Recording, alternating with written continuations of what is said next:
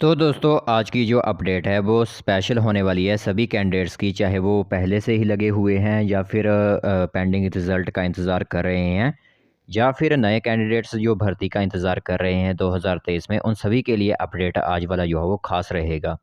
तो काफ़ी दिनों बाद जो है जल शक्ति डिपार्टमेंट की तरफ से इंफॉर्मेशन आउट की गई है, तो सोचा आप सभी को इसके बारे में इंफॉर्मेशन दे दें।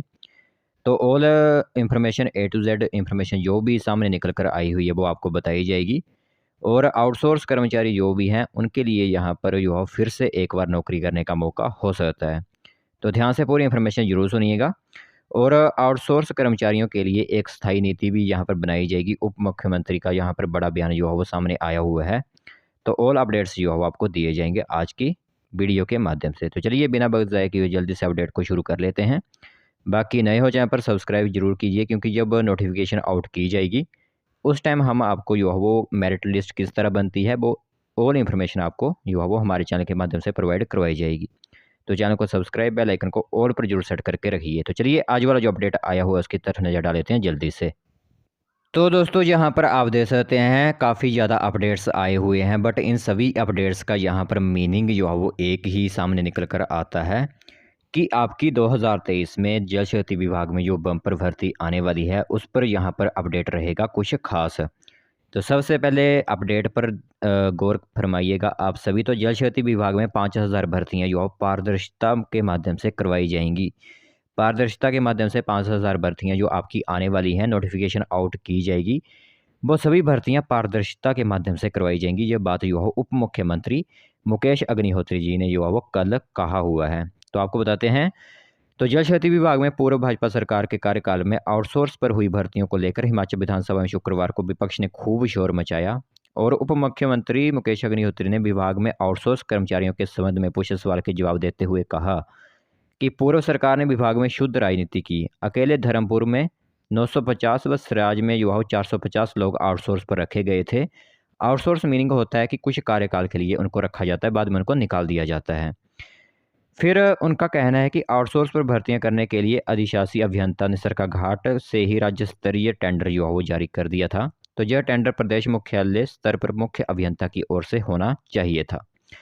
उन्होंने कहा है कि मौजूदा सरकार ने आउटसोर्स में रखे किसी भी कर्मचारी को अभी तक नहीं निकाला है। जो भी कर्मचारी रखे गए हैं आउटसोर्स पर, उनको अभी तक अगर जिनका सेवा काल पूरा नहीं हुआ उनको नहीं निकाला गया है।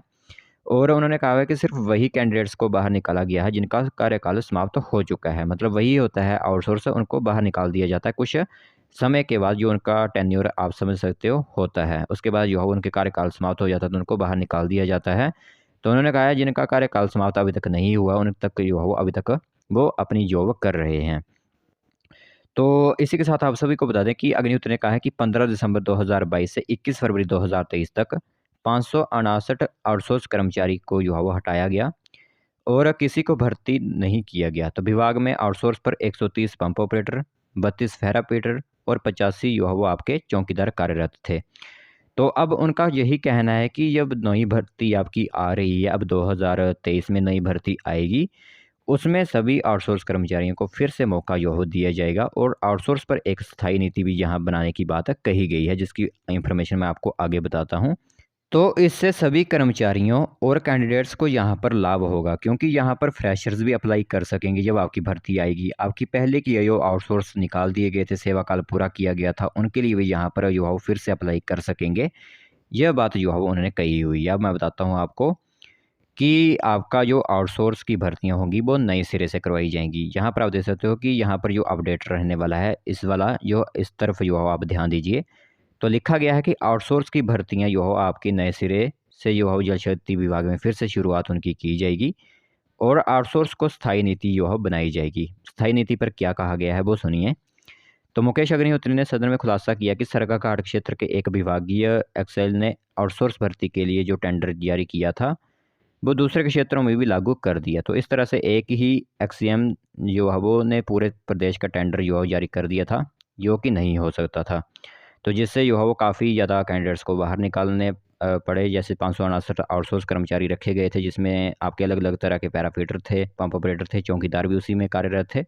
उन सभी को यहाँ पर जो है वो टेंडर के ख़त्म होने के बाद जो है वो निकाला गया था। तो इसलिए अब स्थायी नीति अगर बनाई जाएगी तो आउटसोर्स के लिए स्थायी नीति भी बनाई जाएगी और इसी के साथ उन्होंने कहा हुआ है कि 5,000 जो नई भर्तियां आपकी करवाई जाएंगी उनको नए सिरे से यहाँ पर करवाया जाएगा। और जो भी कैंडिडेट्स यहाँ पर पेंडिंग रिजल्ट्स पर चले हुए थे, तो मुझे अभी तक लगता है या तो उनके रिज़ल्ट अगर आ जाएंगे तो उनकी किस्मत रही, बट मेरे हिसाब से जो आपकी नई भर्तियाँ होंगी वही जो है उसी में आपको मर्ज किया जाएगा। तो आपको भी शुरू से अप्लाई करना पड़ेगा। जो भी कैंडिडेट्स होंगे जो पेंडिंग रिजल्ट का इंतजार कर रहे थे भाजपा की सरकार पर, उनको जो है वो यहाँ पर नोटिफिकेशन आउट करने के बाद उन्होंने फॉर्म भरे थे, तो जिनके रिज़ल्ट नहीं आए हुए हैं तो उन सभी के रिज़ल्ट्स मेरे हिसाब से अब नहीं आएंगे। जो आपकी नई भर्ती होगी आपको भी उसी में जो है अप्लाई करना होगा। अगर आ गए रिज़ल्ट तो आपकी ही किस्मत रही, बट अगर रिज़ल्ट नहीं आए तो आपको जो है वो फिर से जो नई भर्ती आ रही है 5,000 पदों पर भर्ती हो रही है, आपको भी वहीं पर जो है अप्लाई करके जो है वो नई भर्ती लेनी होगी, जो भी पहले के जिनके रिज़ल्ट जो है वो जारी नहीं किए गए हैं। तो ये एक बात जो है वो सामने आई हुई थी आपकी। तो यही कहा हुआ है उप मुख्यमंत्री मुकेश अग्निहोत्री ने कि आपके नए सिरे से जो भर्ती प्रक्रिया करवाई जाएगी और जिसमें आउटसोर्स वालों को भी यहाँ पर जो है मौका दिया जाएगा। और आउटसोर्स कर्मचारी जो बाहर निकले हुए हैं, बाहर निकाले गए हैं, उनको भी यहाँ पर फिर से जो है वो नौकरी करने का मौका दिया जा सकता है। बाकी आपकी जो भर्ती होगी, जो डिपार्टमेंट करवाता है वो आउटसोर्स पर नहीं होती है, वो आपकी डिपार्टमेंट के माध्यम से ही भर्ती होती है।